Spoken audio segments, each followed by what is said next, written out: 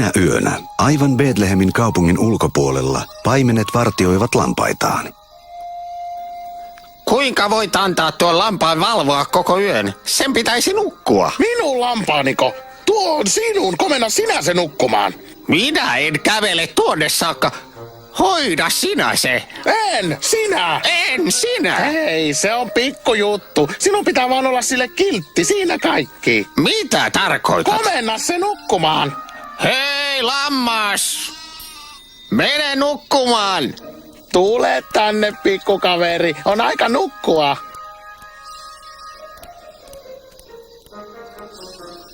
Tule tänne. Tänne päin. Oi! Tervehdys! Älkää pelätkö, paimenet. Tuon teille hyviä uutisia. Tänä iltana tapahtui ihana asia. Täällä Betlehemissä syntyi Jumalan poika. Hän on Jeesus Kristus, kuningas, joka tulee Jumalasta. Hänen nimensä on Jeesus, ja hän nukkuu tyytyväisenä seimessään. Seimessäkö? Voitte mennä katsomaan häntä. Nyt heti. Nyt on maailman onnellisin aika.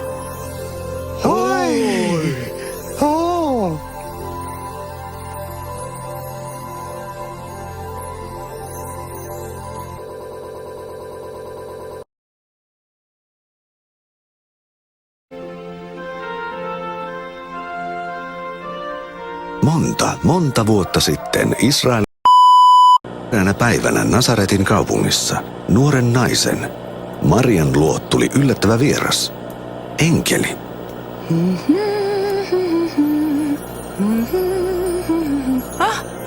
Kuka sinä olet? Älä pelkää, Maria. Olen enkeli Gabriel. Tuon sinulle hyviä uutisia. Uutisia? Minulle? Olen ainoa oikea pelastaja. Minun on pakko kääntää harmaa. Josep on seuraava. Maria, herää, herää, herää, herää, herää. Mitä tahansa Jumala haluaa. Minä teen. Maria rakasti Joosefin. Minä liian paimenet. Tiedän heidän suurimman pelkonsa. Tiedän suurimman pelkosi. Herää Joosep. Herää, herää, herää, herää, herää, herää, herää.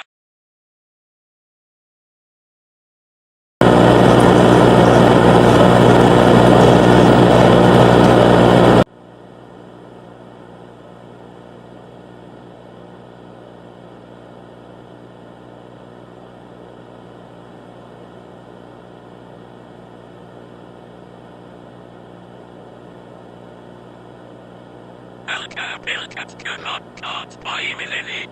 Minulla on mahtavia uutisia. Olen todellinen pelastajanne. Tiedän kaiken, mikä tekee teistä ihmisen. Tiedän, mitä rakastatte. Tiedän, mitä pelkäätte. Jeesus rakastaa minua. Jo tiedän sen.